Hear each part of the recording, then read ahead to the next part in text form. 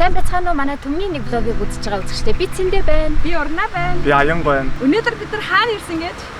Бүндсшпрахен амт буюу холбооны бүгд найрамдах Герман улсын зэвсэгт хүчний хэлний бэлтгэлийн төвдөө бид нар ирсэн байна. Өнөөдөр бид нар хоёр сайхан цэргийн залуутай уулзсан. Hi guys. Сайн уу? Сайн байна уу? За залуусаа ажилдаа орох уу? Тэгээ. За ажилдаа ороо. За ямар юм бэ?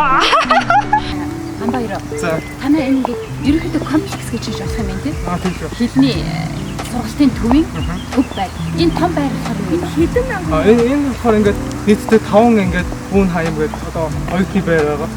Тэгээд энэ ч болохоор нэг ахлагч офицерууд болохоор энэ ингээд хөлний хэлний төв суралцж байгаа хугацаанд энэ байранд болохоор ингээд бүтэн жилийн турш ингээд байрлал.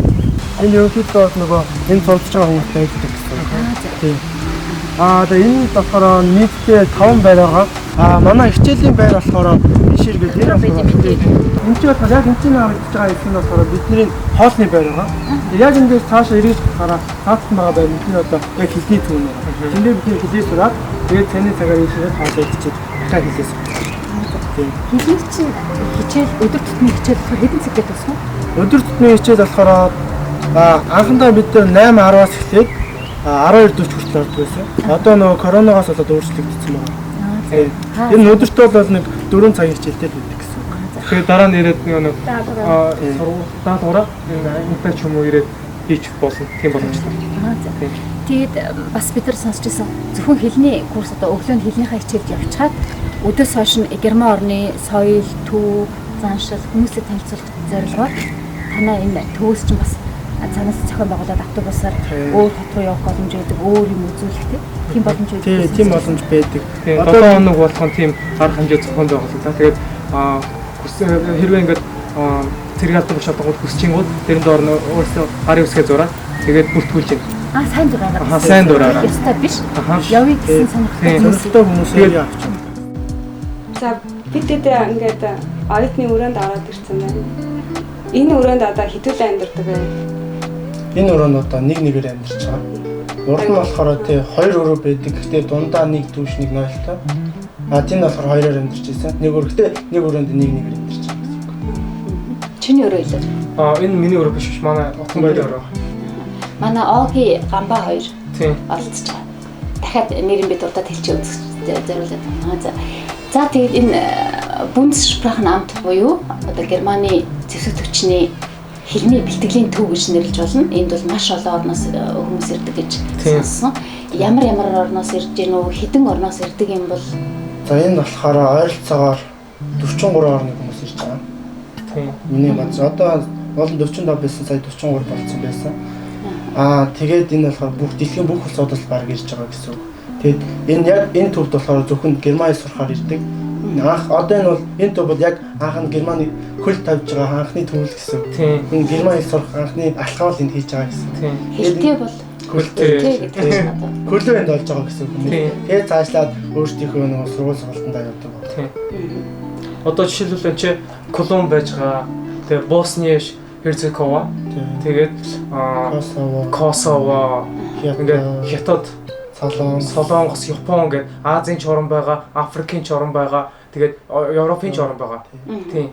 Тэгэхээр гадаад найзтай болж чадчихна уу? Тэгээ тэр улсуудын одоо хүмүүсийн цэргүүдийн онцлог байдгүй. Одоо та тэгэхээр олон соёл сурж байгаа гэсэн үг шүү дээ. Тийм. Энэ бол нэлээд их гадаад найзтай болсон. Тэгээд бидний ингээд одоо суралцдаг ангиуд бол ондоо байдаг.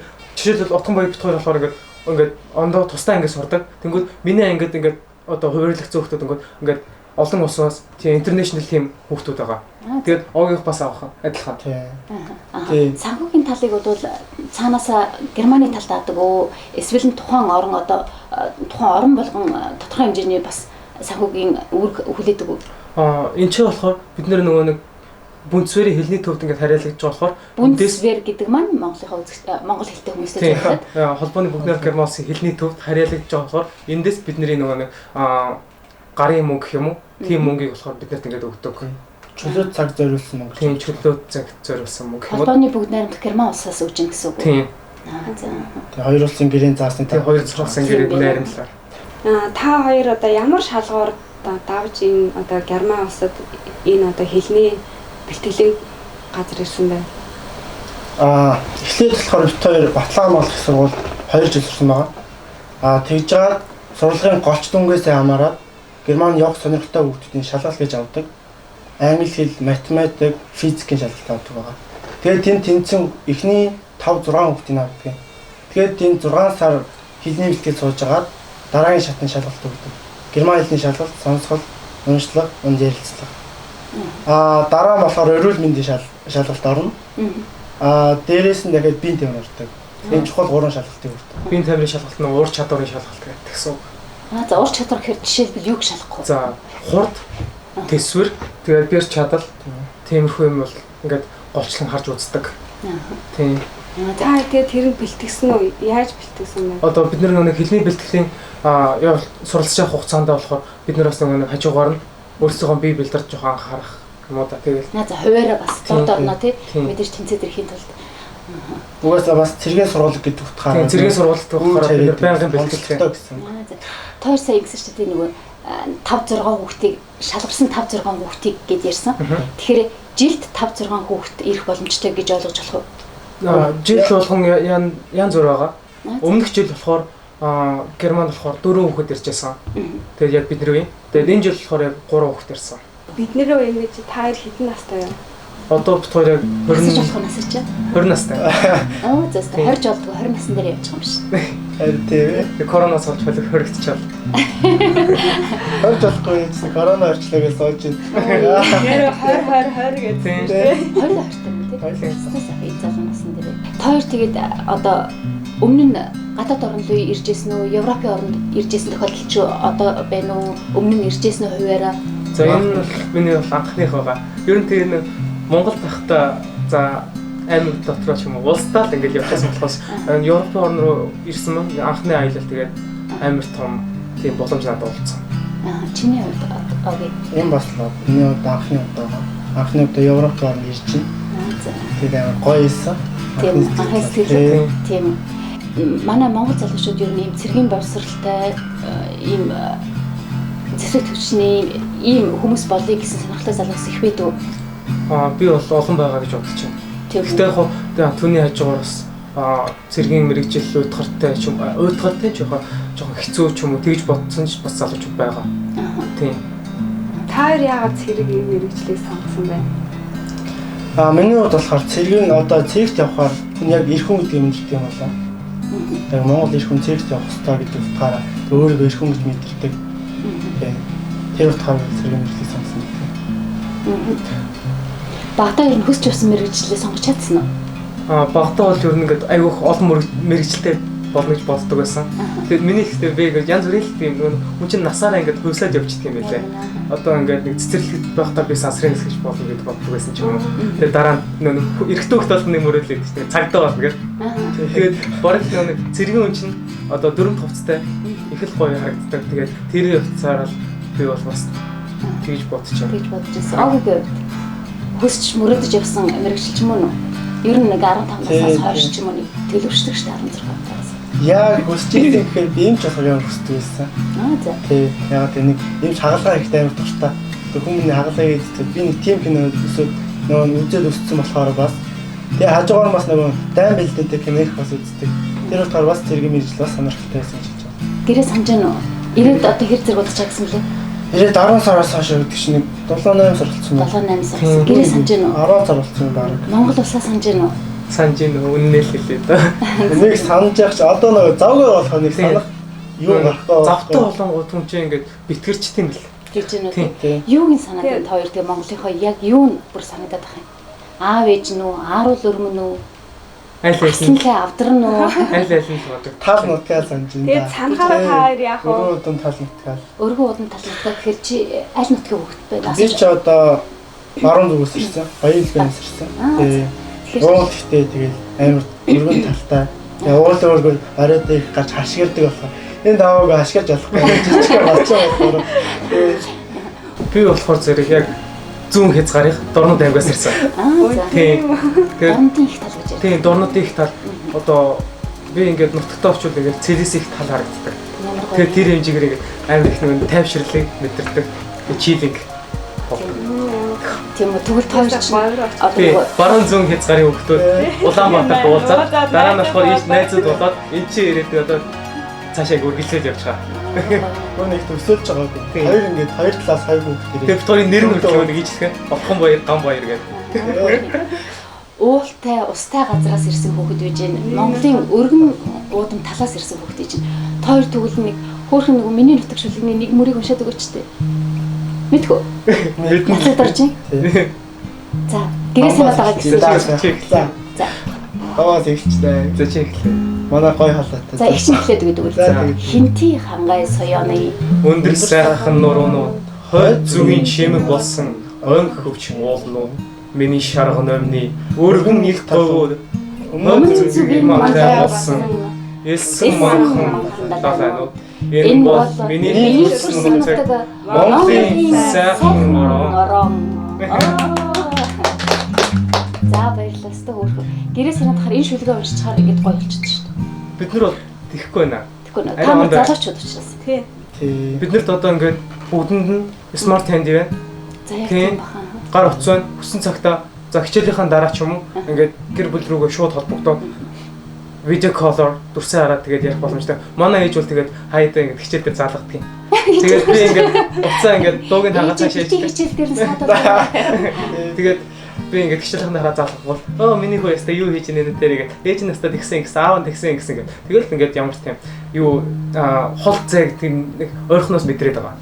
Одоо үнэхээр их гоё сайхан цаг үе ирсэн дэлхийн нэг болсон учраас дээр үед одоо бидэнд тэгж интернетээр холбогдох боломж байсангүй утсаар гэлс гүйж очиод ингээд хэдэн үг солиод тийм үе байсан. Тэгэхээр 20 жилийн өмнө чи юу явдаг гэсэн чинь. Гэтэ би мэдгүй миний өмнөх хүмүүс тэгдэг байсан. Нэг газар ингээд одоо турк хүмүүс уцаар ярилдаг те. Монголчууд араараас ойчрч гэрэл байдаг. Уцаар ярьдаг уу?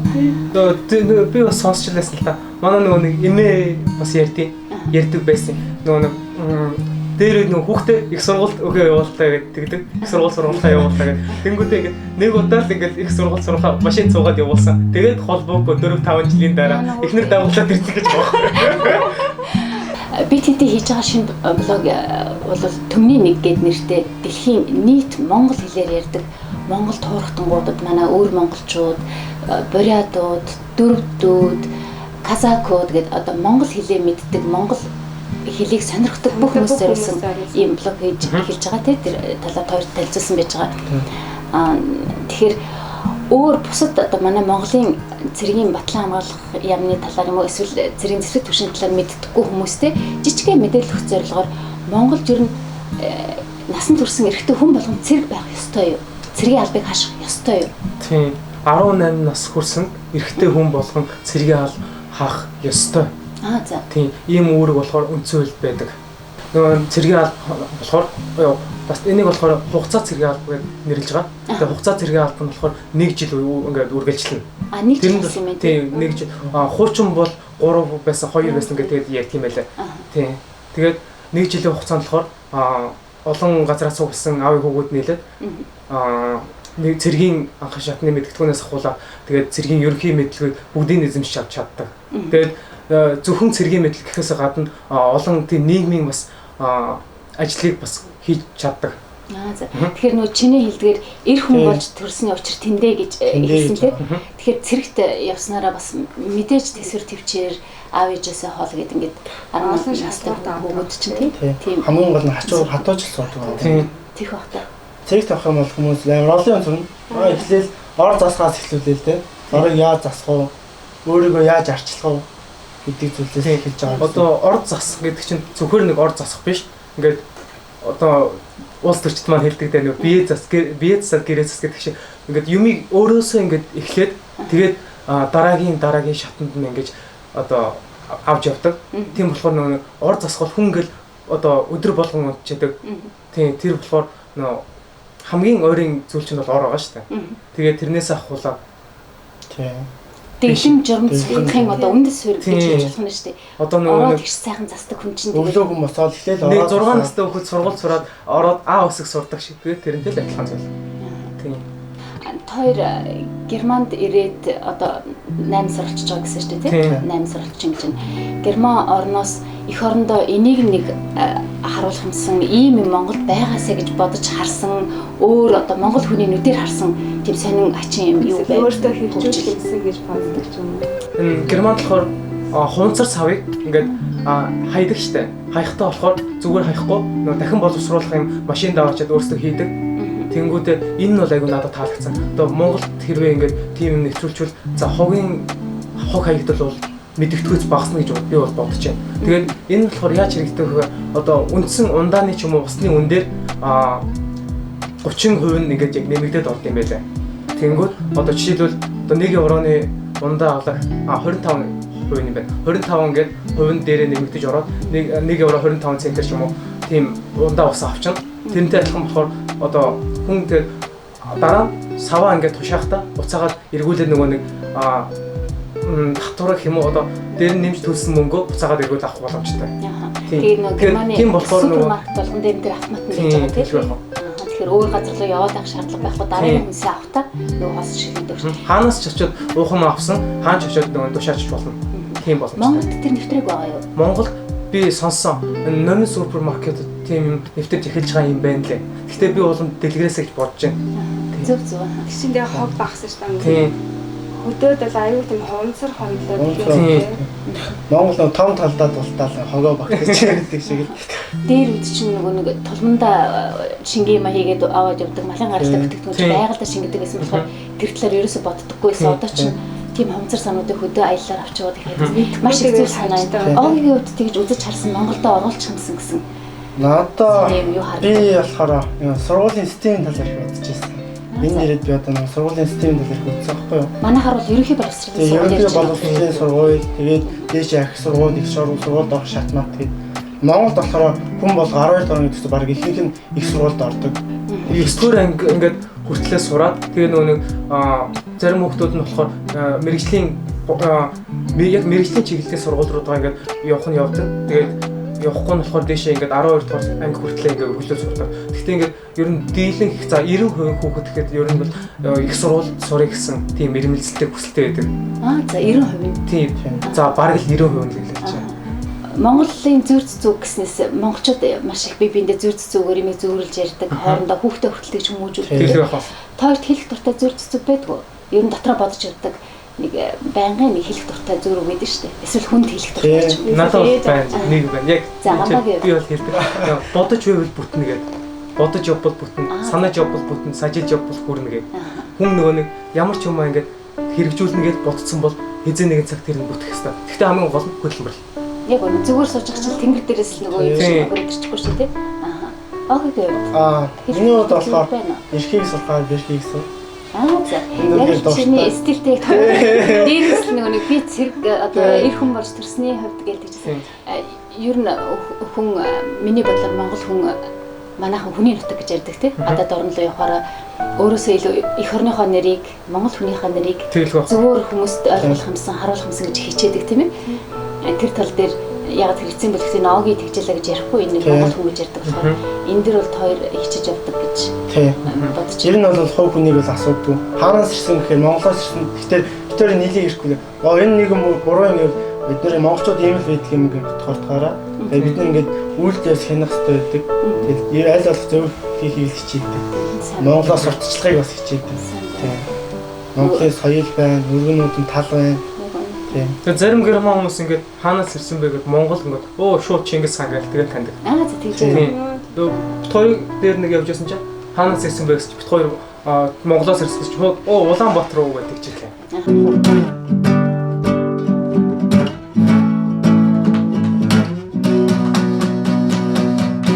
Ёлта. Юу гэдэг вэ гэхлээр?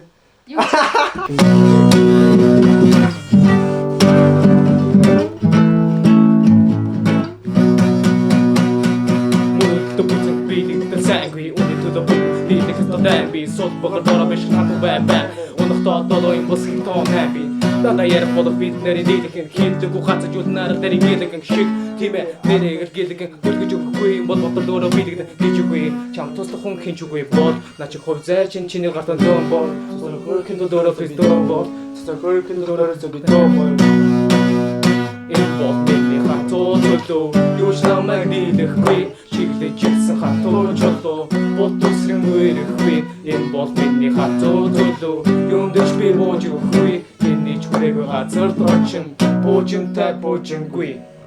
Биднийг сонирх үзсэн та бүхэндээ баярлалаа. Хэрвээ танд манай влог таалагдсан бол доор хаягаар холбогдорой.